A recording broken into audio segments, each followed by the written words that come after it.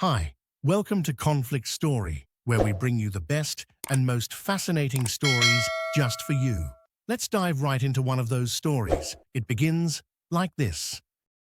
The bucket of the yellow excavator bit into my lawn like a steel-jawed animal, coughing up clods of red clay that flew past my boots. Diesel fumes mingled with the cold mountain air, and the roar of the engine drowned the song of the cicadas that had greeted dawn a minute earlier. I remember thinking the scene looked like a war movie paused mid-explosion, frozen arcs of dirt, sparks where metal met rock, and men in orange vests standing as still as infantry before the charge. I raised my voice over the racket. "Hey, that's my water line!" But the operator only lifted a gloved hand in a lazy salute. Behind him, a slim man in a charcoal suit adjusted his polished cufflinks, the way a snake might flick its tongue before striking. Marcus Stone, chair of the local homeowner association, stared at me with those pale eyes of his and said, "Mr. Thornton, you're trespassing on association property. Kindly vacate." Trespassing on my own porch. Funny thing is, I'd always believed land recorded in the family Bible carried more weight than any paper in the courthouse. Granddad dug the first shaft here in 1924. Dad was born with coal dust in his lungs. I myself spent 30 years underground until my knees whined louder than the drills.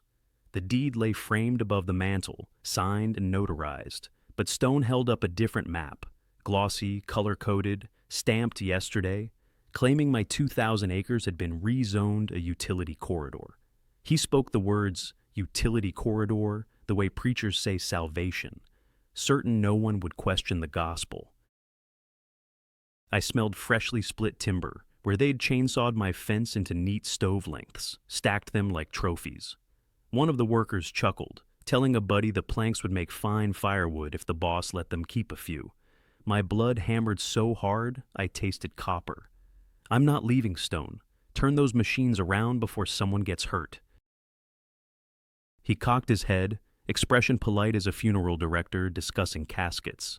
"Someone already did, Mr. Thornton. Your own negligence put the whole community at risk. That house of yours sits on top of unregistered tunnels. Could collapse any minute. We're preventing a tragedy. Hand over the keys and we'll arrange temporary housing." The moral dilemma hit me like a dropped roof beam. Stand down and watch 4 generations of sweat erased in an afternoon, or make a scene that might end with blood on my porch. I glanced at the house. Sunlight caught the cracked window panes, and for an instant, I saw Mom's curtains fluttering the summer she died. She'd embroidered tiny cardinals along the hem, her own flock stitched into fabric because real birds spooked her. I exhaled through my teeth, feeling 80 instead of 58. A fresh jolt of destruction yanked me back. The excavator's claw punctured a buried propane line, releasing a hiss that sounded like a rattler ready to strike. The men stepped back, cursing. Stone smirked, then barked an order. 2 security guards and matching black windbreakers advanced, hands hovering near holstered tasers. I caught the musky scent of their cologne mixed with engine oil as they boxed me in. For a heartbeat, I pictured the dusty tunnels beneath us, remembered the way darkness pressed on your ribs until you felt smaller than a coal seam. Fear can teach a man patience, but it can also teach him timing. I raised my hands, palms gritty, knuckles scarred from a life of wrenches and pickaxes, and said, "You're playing with live gas, boys. Keep digging, and this mountain's gonna cough fire." Stone waved a dismissive hand. "The line's been purged. Our engineer signed off." He nodded to a stocky blonde woman holding a clipboard. She avoided my eyes. The blade bit again, sparks kissing propane, and the rotten egg stink of mercaptan slapped me across the face. Behind me, the porch boards groaned under someone's weight. My neighbor Eddie Parsons, camera phone up, filming like he'd found tonight's entertainment. Could have sworn Eddie and I were friends once, but fear of fines turns neighbors into spectators. Stone's voice carried, "Documentation, Mr. Parsons. Thank you for your civic spirit." I wanted to swing, to feel my fist sink into that smug smile, but another memory stopped me. Dad's lecture the day I quit the mines. "Your hands weren't made for breaking people, son. They were made for building tunnels no one else can see. so I lowered them, but my mind began to dig. Quiet, strategic shafts of thought beneath Stone's shiny surface. The excavator lurched forward, treads grinding gravel, and the bucket slammed into the corner of my porch. Wood splintered with a crack like a rifle shot. A shard flew past my ear. Warm blood trickled down my cheek where it grazed me. The guards grabbed my arms, not rough, just firm, as if escorting an unruly guest from a fancy hotel. My house groaned as a support post snapped. Dust rained from the rafters, carrying the scent of dry pine and old memories.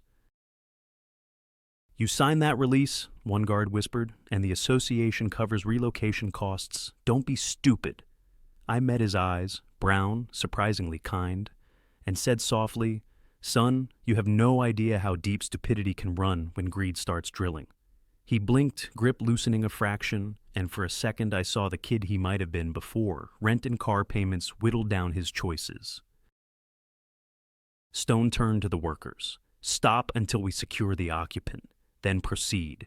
His words sliced the morning air, cold and precise. A flock of crows burst from the sugar maples, their cries a black smear against the sky.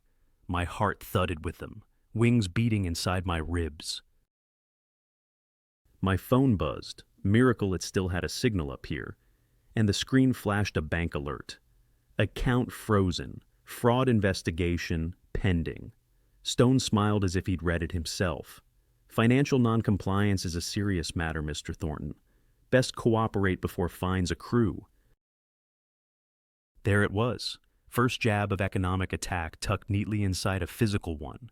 They choked my wallet while bulldozing my living room. 1-2 punch, clean and legal. I tasted dust and gasoline on my tongue, anger coiling tight enough to hum. Internal monologue flickered. "You're one man with worn knees and an empty checking account. They've got lawyers, guards, and a community trained to salute any paper with a logo. But tunnels have 2 exits, and you know every hidden shaft better than they ever will." The guard on my left shifted, uncomfortable, maybe sensing that hum.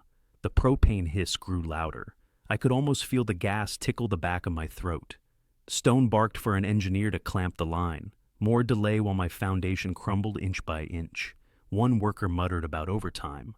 Another spat chewing tobacco into the churned-up soil. That's when I made my first move. Not a punch, not a shout, too obvious. I leaned toward Stone and spoke low, so only he and the nearest guards could hear. "Marcus, you sure your survey team mapped every cavity? These mountains are honeycombed with abandoned shafts. One tremor and your shiny corridor sinks faster than a fool's fortune." He scoffed, but his gaze flickered, just a heartbeat, toward the ground beneath us. I felt it land, that seed of doubt squirming into the cracks of his confidence. Miners call it whispering the rock. You tell the mountain a secret, so convincing it repeats itself in every creak of timber and drip of water, until men start seeing ghosts. Psychological warfare, courtesy of a life spent where daylight never reaches. Stone recovered, straightened his tie, and told the guards, "Remove him." I didn't fight when they twisted my arms behind my back. Pain shot through my left shoulder, scar tissue from a roof collapse 30 years ago. The ache grounded me, reminded me of the price already paid for this land. As they marched me across the churned yard, my boot brushed something half buried. Granddad's survey stake, brass cap dull with age. I bent just enough to nudge it deeper into the mud, hiding it from prying eyes. Insurance for later. The truck waiting by the gate smelled of stale coffee and rubber mats. They shoved me inside, wrists zip-tied. Through the smeared window, I watched the excavator reposition, its boom silhouetted against the brightening sky like a guillotine ready to drop. The door slammed, sealing in the scent of sweat and old vinyl. A guard climbed into the driver's seat, engine rumbling. I whispered, almost to myself, "If they want a tunnel war, they picked the wrong mole." The driver glanced at the rearview mirror, frowning, but the words were already buried deep, where no bulldozer could reach. The truck lurched forward, gravel popping under the tires. Over the roar, I heard wood surrender, my porch collapsing into itself. The sound was a funeral drum, dull and final, but under it beat a quieter rhythm. The mountain breathing, remembering, waiting. Part of me broke with that porch, splinters lodging where hope used to sit. Another part sharpened, forged in diesel smoke and betrayal. We reached the end of my driveway, and Stone stepped into the road, blocking the path, phone pressed to his ear. He lifted a finger to halt the driver, then opened the rear door. His cologne drifted in, crisp and synthetic. He leaned close. "Mr. Thornton, there's still time to sign. Once demolition starts in earnest, even ashes may be out of your reach. Think it over on your ride to county lockup." He tapped the door twice. It slammed shut. As the truck rolled on, I gazed back at the splintered roofline shrinking behind maples, yet untouched by chainsaws. Morning sunlight glinted off broken glass like a message in code. I closed my eyes and listened to the engine's steady pulse, matching it with the memory of ventilation fans deep underground. Same rhythm, different cage. I drew a breath that tasted of gasoline and resolve, and I began to dig, in my mind, one silent scoop of dirt at a time, toward the first hidden shaft Granddad had marked on that old map. If the mountain wanted to whisper, I'd make sure Stone heard the scream. The driver flicked on the siren, blue lights flashing against the trees, and the truck picked up speed down the winding road. I felt every pothole rattle through my bones, each jolt counting like a miner's hammer against the wall. 1, 2, 3, warning shots before the collapse. By the time we hit the state highway, I already had a plan for the first crack in Stone's foundation, and the taste of blood on my lip only made the idea sweeter. The county jail loomed ahead, squat and gray against the sky. I smiled, a small, feral curve the guard caught in the mirror. He looked away. Let Stone think he'd buried me. Tunnels, after all, are invisible until the ground opens under your feet. And I just started digging. Bright fluorescent tubes buzzed overhead, throwing a morgue-white glare across the holding cell, and making every chip in the cinder block walls glow like old bone china. The camera bubble in the corner followed my pacing the way a lazy cat tracks a fly, its red diode blinking a slow heartbeat. Reminder that somebody on the other side of the lens now owned my every gesture. A deputy leaned against the bars, scrolling his phone. When our eyes met, he smirked, hit a button, and the overhead speaker crackled with my own voice from 5 minutes earlier, looping the phrase they want, "a tunnel war," on repeat. Stone's people had already pulled the feed and turned it into a joke reel. Psychological warfare, straight out of a handbook I never got to read. After 3 hours, the door clanked open, and the same deputy tossed me a property bag. Someone had posted my bail cash, no name. I stepped into the corridor, feeling the eyes of officers who'd clearly been briefed, the crazy miner who threatened to blow the mountain. One rookie laughed under his breath, nose wrinkling as if I carried the stink of dynamite.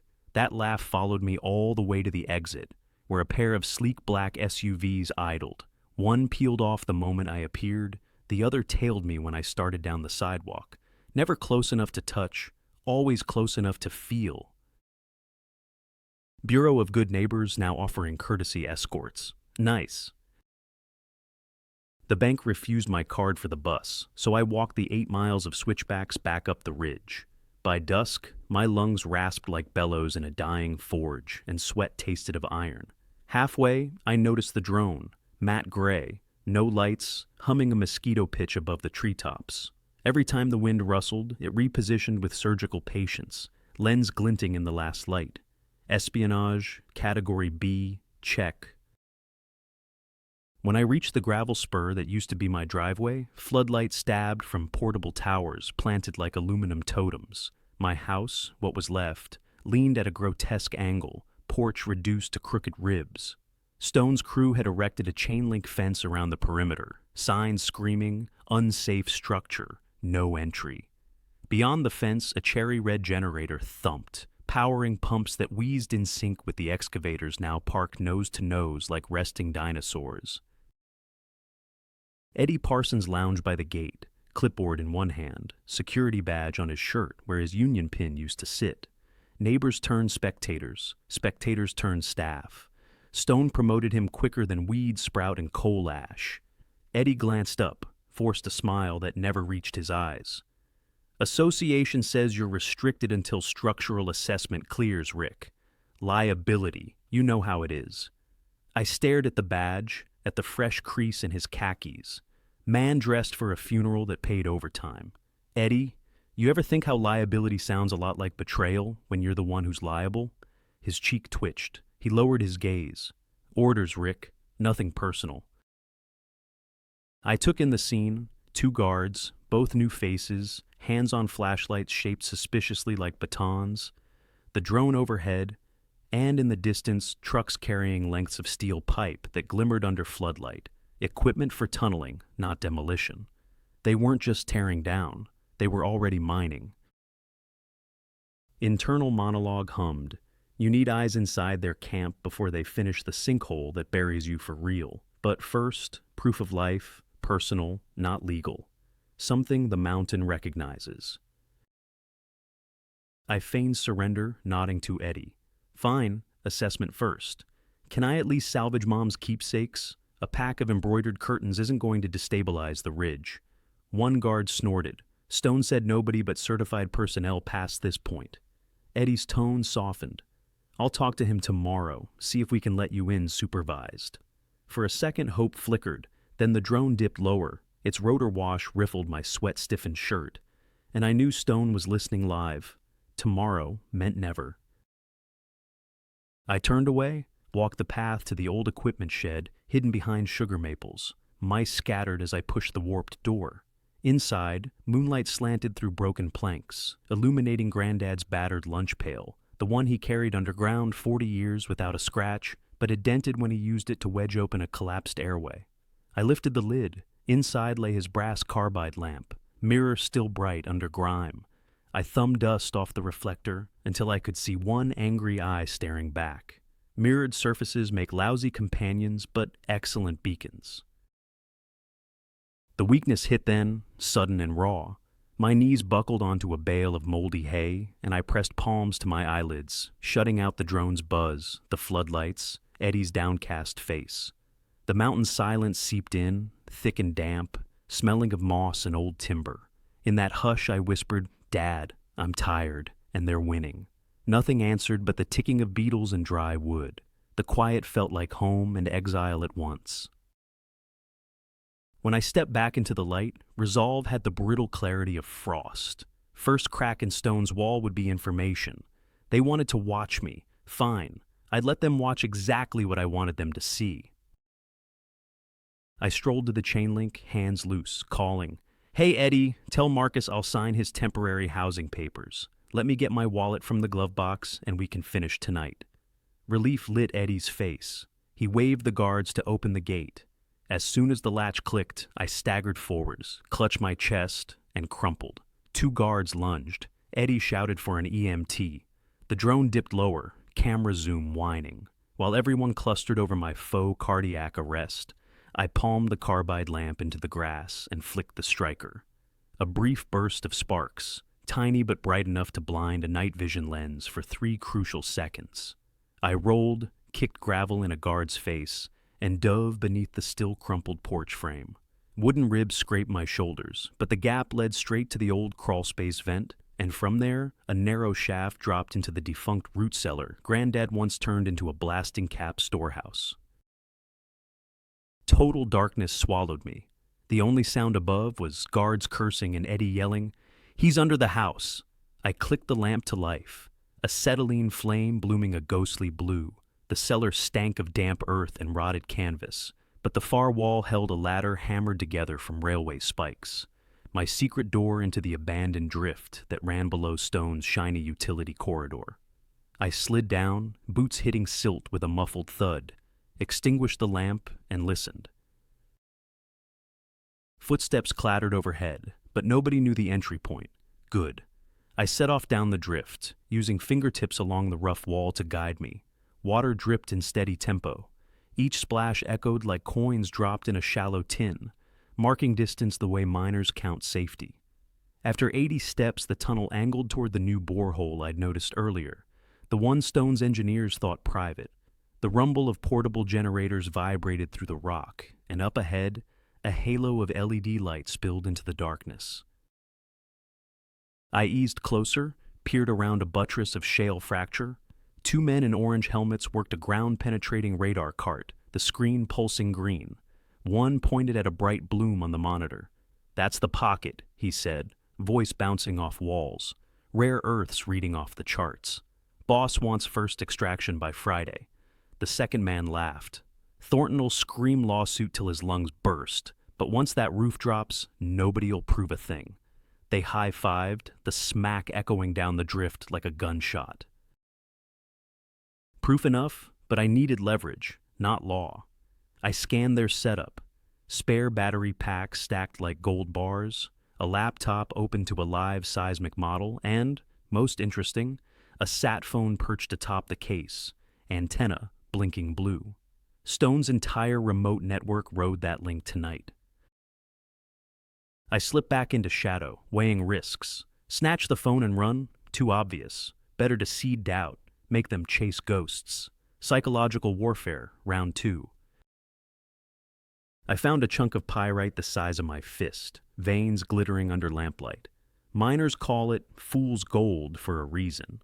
I wedged the brass lamp reflector into a crevice opposite the survey team, so the flame, once lit, would bounce down a side passage, creating a dancing glow impossible to trace. Then, I lit the pyrite shard with a smear of carbide flame. Sulfur smoke curled pungent as rotten eggs, almost identical to the mercaptan in propane. I backed away, lamp snuffed, heart thudding. Within minutes, alarms chirped in the chamber. "Gas!" one helmet shouted. "Shut down equipment! Radio Stone!" I heard frantic footsteps. The sat phone snatched, a panicked call crackling about unauthorized blasting gases. Perfect. Let them think ancient pockets of combustible hell lay waiting under every shovel stroke. Let fear slow their timetable.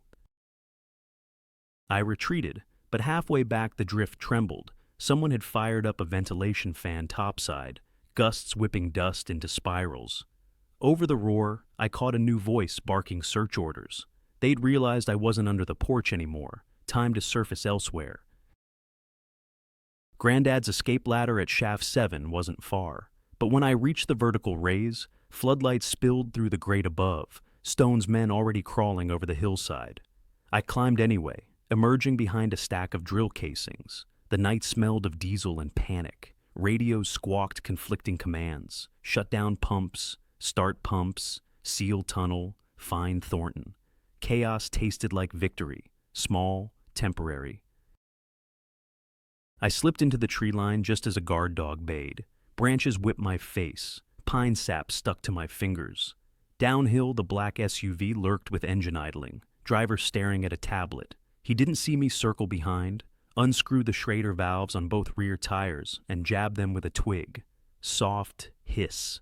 Slow leak for a slow waltz back to civilization. By the time I reached the creek bed that marked my property line, moonlight painted the water silver, and I knelt to rinse grit from my eyes. Knees deep in cold water, I felt like a kid sneaking home past curfew, heart hammering with giddy dread. Then the creek's reflection shifted. Eddie stood on the bank, silhouette etched against floodlit chaos. His voice was hoarse.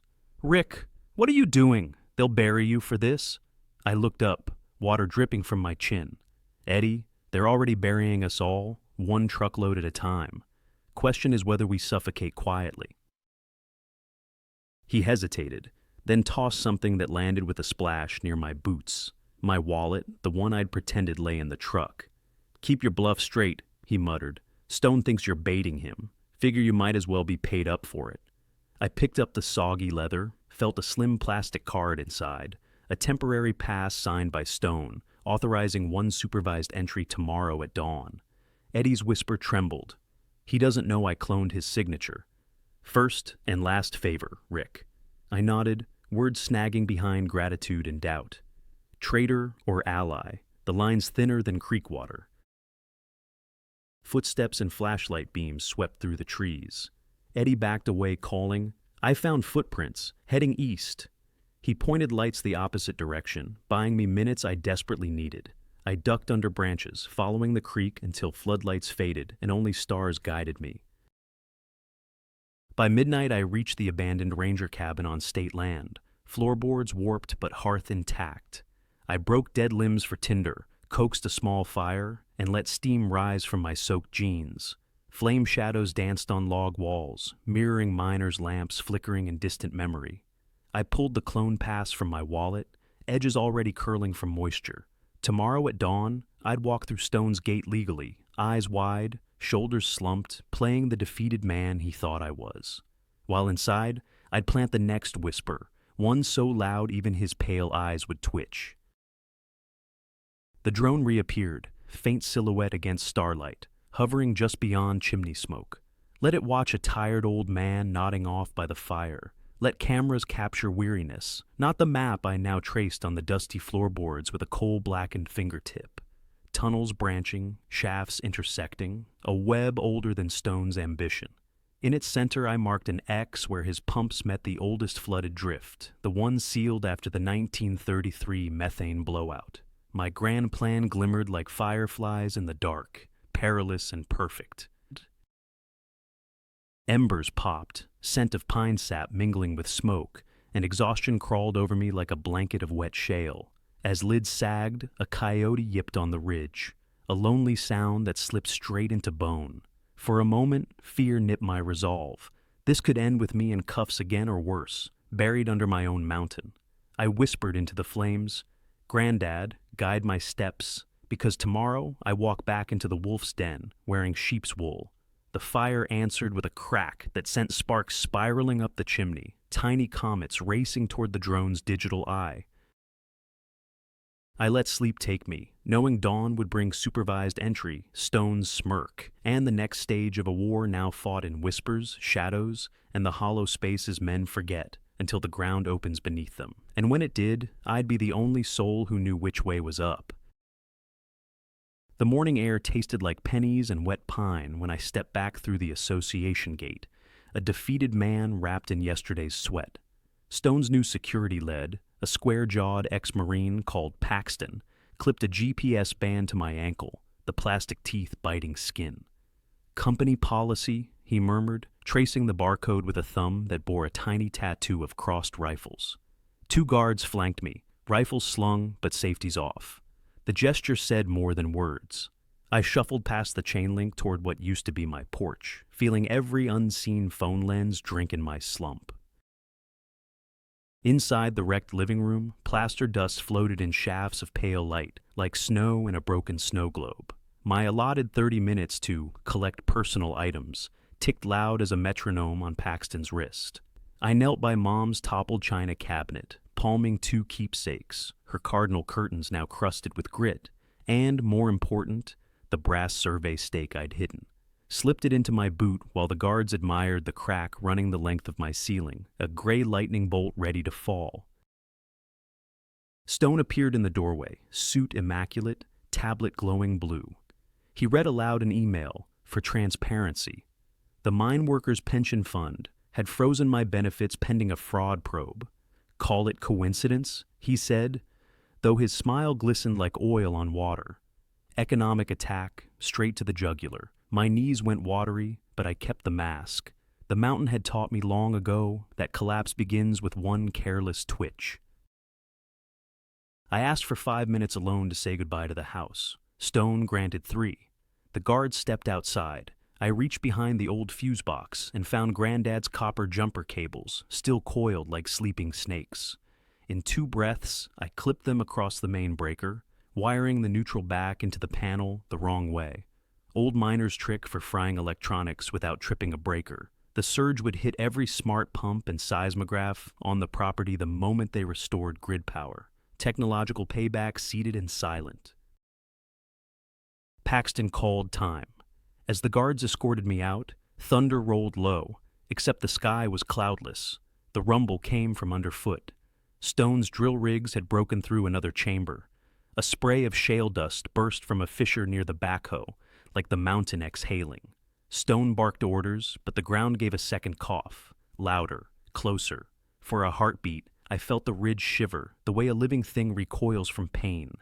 And I tasted fear the way miners taste methane, metallic and cold.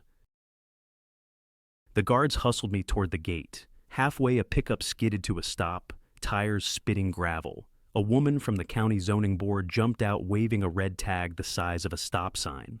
"Emergency condemnation," she shouted over the drills. "All structures to be razed within 24 hours.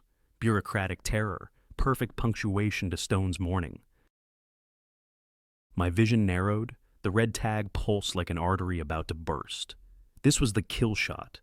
Once the county leveled the house, the evidence of illegal mining under it would be rubble nobody bothered to sift. A wall of despair pressed so hard, I thought my ribs might snap. Internal monologue flashed. They've stripped your money, your roof, and now the clock itself. What's left? The answer echoed from the tunnels. Whatever you still know that they don't. That afternoon, they caged me in a prefab trailer labeled temporary housing, really a shipping container with vents. No phone, no net, only a cot and a stack of forms demanding signatures. I stared at the fine print until the words blurred into black worms. Somewhere outside, a generator backfired, spraying diesel musk through the vent. I lay back, eyes on the corrugated ceiling, and the weight of 4 generations settled like a rockfall. For the first time, I wondered if the mountain might bury not Stone, but me. Night fell like a shutter. Around midnight, the GPS cuff chirped, battery low. Cheap government issue. A miner's sweat corrodes circuits faster than salt water. I pried the casing with the brass stake, popped the cell, and jammed the device between mattress springs so its last ping would stay put. Then I eased the window, slid out into a darkness sliced by searchlight beams. Behind the equipment sheds, I followed a ditch toward Shaft 7, counting footsteps by feel. Hoarfrost crusted the grass, crunching under boots, each snap as loud as rifle fire in my head. At the shaft, a lone padlock hung on the gate. I slipped Mom's curtain rod, thin steel, through the hasp, twisted. The lock popped like a brittle tooth. Ladder rungs were slick with condensation. 10 feet down, light vanished, bringing the thick, woolly silence of true underground. I lit the carbide lamp, its blue flame hugging the rock like a timid ghost. My plan was simple. Breach the sump, pump manifold. Stone's team relied on, open the historical floodgate Granddad had sealed after the 1933 blowout. Then let gravity and water write tomorrow's headlines. But first I needed to cross the new bore. I crept along the drift until voices bled through the dark. Stone himself stood on an aluminum catwalk above the pump chamber, flanked by Paxton and the blonde engineer. They argued over unstable pressure readings. Stone ordered a full-power test at dawn, his tone cracking like ice. The engineer warned of unknown voids. Stone hissed, "Risk is the toll of progress." He wanted those rare metals on trucks before any lawsuit could claw back rights. His timeline now hours, not days. They left. I waited, counting heartbeats. When silence resumed, I descended to the pump gallery. Steel pipes glimmered under emergency LEDs, fat as anacondas, thumping with water and greed. I cracked a valve, felt the tremor of 30 feet of head pressure. One more turn, and Stone's tunnels would drink the ancient flood. Not yet. Timing mattered. I needed Stone present, ego first in line when the mountain roared. I crossed to the electrical cabinet, reached for the breaker, and froze. Paxton's reflection ghosted in the stainless panel, pistol drawn. He'd looped back, hunter's instinct tingling. "Show me your hands, Rick!" His voice echoed, hollow as a shaft long sealed.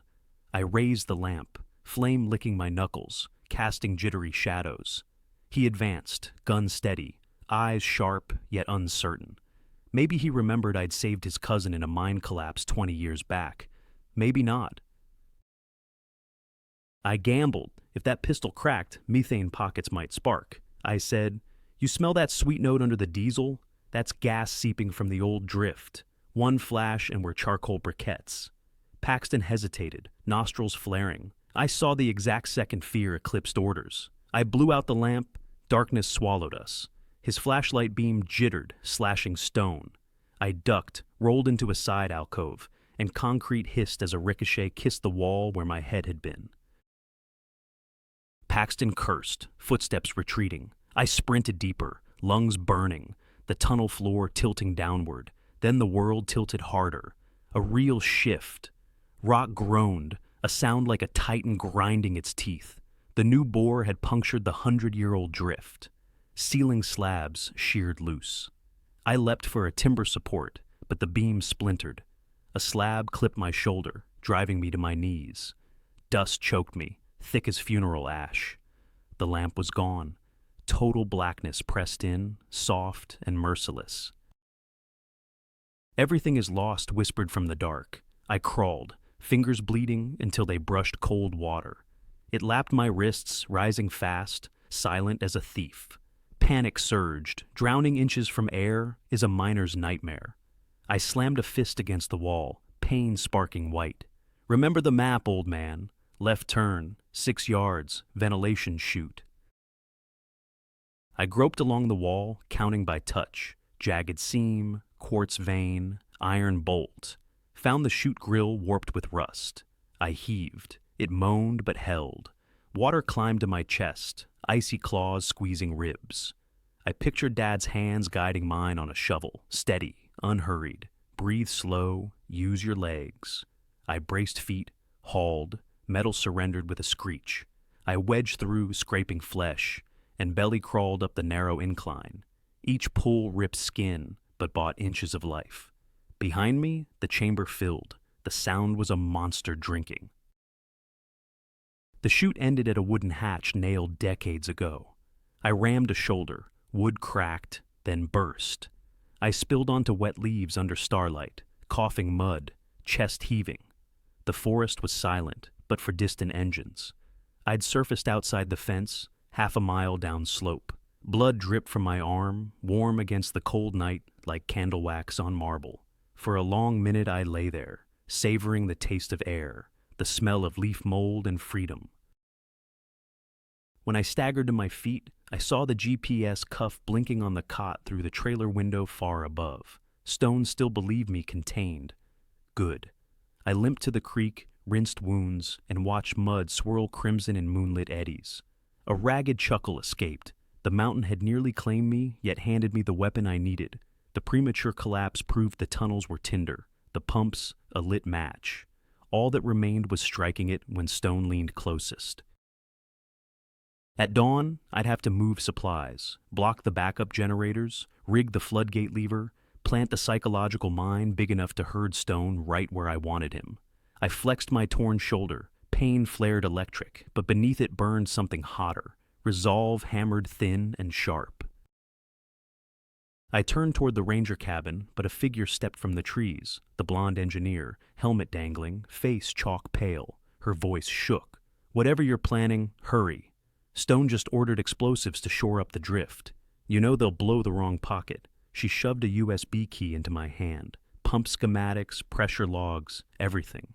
Don't ask why. Just stop him before he sinks the whole ridge. She vanished upstream, footsteps light as a deer's. I stared at the key, metal cold against blood-slick fingers. Proof? No. Weapon. I smiled, a cracked grin the night swallowed. Stone had finally mined the one vein he couldn't control, fear in his own crew. I pocketed the drive and limped toward the cabin, dawn staining the sky pink as raw meat. Behind me the mountain rumbled again, softer, almost impatient, as if asking how long until the dams broke. "Tomorrow," I whispered back. "Tomorrow we let the water speak." Gray dawn smeared the ridgeline when I limped back toward the site, breath clouding like smoke from a dying lamp. The Clone Pass got me through the outer checkpoint, while Paxton's men wrestled with a generator fried by my jumper cable surge. Sparks spat from the housing, the stench of burned plastic hanging thick as tar. Stone's voice cracked over a field radio. Full power test in 20. Everyone underground, which meant the moment of no return had finally roared within earshot. My chest clenched at the thought that I was about to drown the very veins my ancestors carved, but the alternative was letting a silk-suited vulture hollow the mountain until it swallowed the entire valley. I tasted copper and pine sap and told myself that some legacies survive only by fire and flood. Inside the main shaft, the air pulsed with urgency. Pumps hammered, cables hummed, and every steel surface trembled like a tuning fork. Stone paced the catwalk in a spotless hard hat, barking at technicians to ignore ghost gas readings and boost suction to maximum. Rare earth slurry sloshed in, holding tanks below, shimmering an oily teal. I eased behind a stack of drill rods, pressing the USB key the engineer had given me into the central control laptop. Code I'd spent half the night writing bloomed on screen, an infection disguised as a routine firmware update. 10 seconds later, the ventilation monitors flipped, showing safe oxygen where methane coiled thickest and lethal percentages where air was clean. Stone glanced at the display, smug grin creeping back. Psychology Category A, Phase 1. Lull the Tyrant.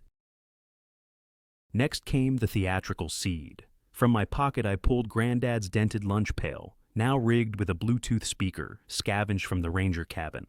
I placed it on a monitor shelf, tapped play, and his old harmonica recording drifted into the tunnel, thin, mournful, the tune miners used to whistle when a roof sounded restless. Sound bounced off wet walls, multiplying until it seemed to seep from the stone itself. One tech stiffened, whispering, "The dead talkin' again, sir." Stone snapped, "Shut it," and ordered Paxton to escort me topside, but Paxton hesitated, eyes flicking to the methane meter that claimed zero danger. Doubt, the best explosive compound on Earth. Paxton's grip on my arm was firm yet wary as we reached the sump platform where the main floodgate lever jutted like a rusted sword. I coughed hard, let blood fleck my sleeve, and muttered, "You ever wonder why Granddad sealed this gate with prayer and 3-inch bolts?" Paxton answered with silence thick as slurry. That was my cue. I jerked free just enough to slap the emergency klaxon button, and a warbling alarm howled through the belly of the mountain. Lights strobed red, pumps auto-cycling to fail-safe low pressure, right into the lie my virus had scripted. Stone's tablet erupted with bogus readings, critical vacuum loss, imminent backflow. He screamed to raise power, override alarms, and get down there himself to see the blockage.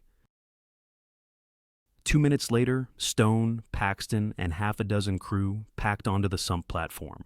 Water glistened below, inches from spilling the rim because I had already cracked the valve earlier. Its hiss was lost in the siren's wail. Stone shoved me against the railing. Fix this, Thornton, or drown. But rage had blinded him to the ankle cuff, now blinking low battery on my cot miles away. I feigned panic, tugging tools from an electrician's belt I'd swiped, all while sliding Granddad's brass stake between wheel spokes of the gate's hand crank. Then I raised both hands as if surrendering. Psych Phase 2. The echo chamber of fear. I yelled above the noise that methane was spiking. The harmonica howled again through hidden speakers, and one technician backed away, eyes wide. Stone cursed superstition, grabbed the crank himself, and forced it hard right to reseat the valve. The stake jammed, gears shrieked, and the aged seal sheared clean off with a sound like a giant's bones snapping. 30,000 gallons of black water surged out, smashing into Stone and his entourage, sweeping us all down the access channel. Cold shocked every nerve. Helmet lights spun in the torrent like drowning stars. My lungs burned, but I knew the gradient. I let the current carry me toward the emergency ladder, while Stone and Paxton slammed into a debris grate meant to stop timber, but not ambition. I clawed up rungs slick as eel skin, flooding roar below, rising to a freight train pitch. Halfway, the USB worm triggered its last command, generator bypass. Pumps reversed, sucking air pockets and hurling cavitation shockwaves through brittle rock. The summit above groaned, and somewhere deep, a century-old bulkhead cracked. Water met methane met turbine sparks, and a muffled boom heaved the shaft. The ladder jerked. Dust and ancient cemetery cold air whooshed past.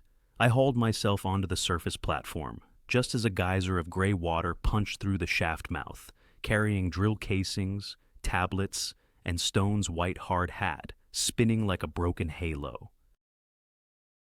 The blast vented up the stack, not outward, just as Granddad's map had promised, but it sent a tremor across the ridge that toppled floodlights and blew diesel fumes sideways. I staggered clear, ears ringing, heart hammering a frantic Morse. Below, the tunnels collapsed in domino rhythm, a subterranean thunder traveling north, then east, then dying off into a long sigh as water found every new void and filled it with muddy finality.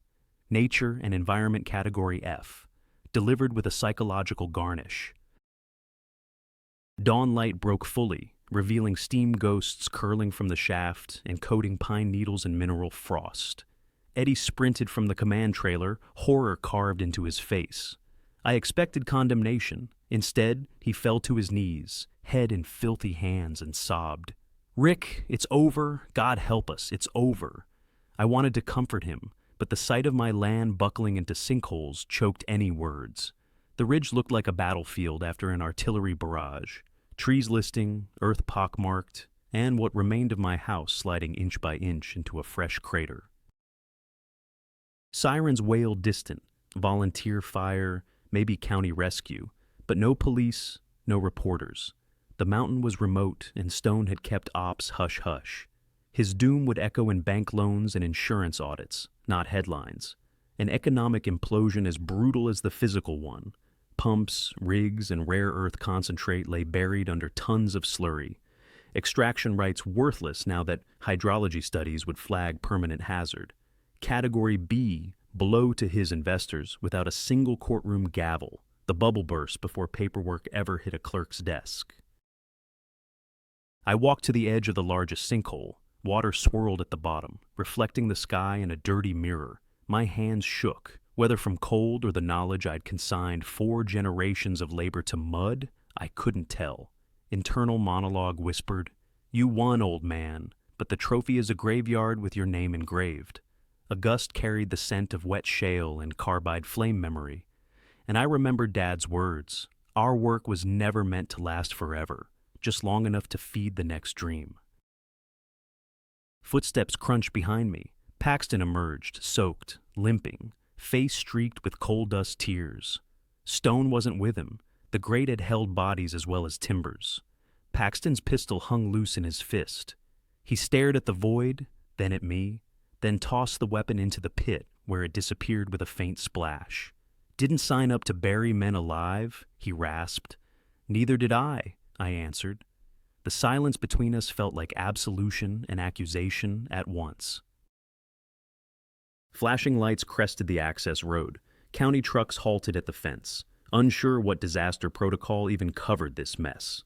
I knew questions would flood soon, but without Stone, without data logs, fried by my surge, the story would wash out into rumor. Maybe they'd call it an act of God. Maybe they'd blame Stone's reckless drilling. Either way, no jury, no press, just the slow erosion of fortune in boardrooms far from here. Eddie approached holding a soggy bundle, Mom's cardinal curtains, miraculously saved from the wreck. He pressed them into my arms, voice trembling. "For the new place, whenever you find one."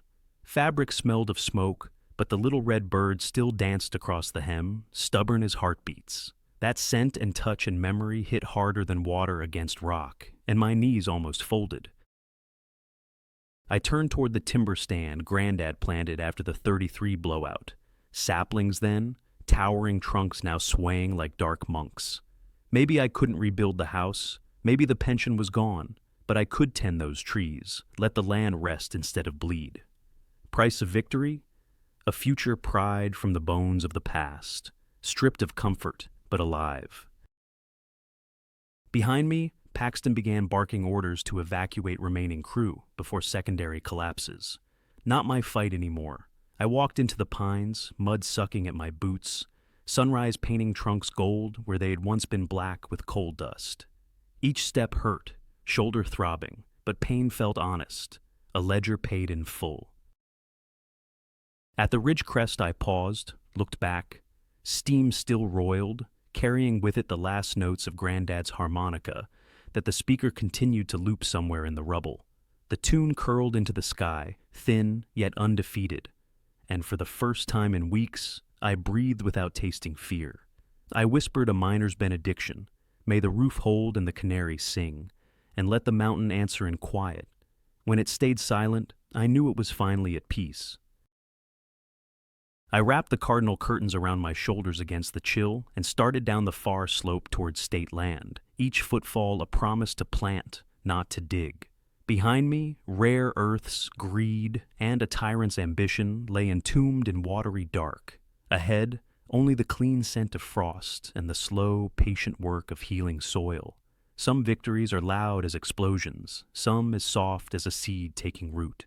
Mine was both, and the echo would carry long after names faded, deep as the tunnels where light never reached yet. Hope, stubborn and bright, had finally broken through.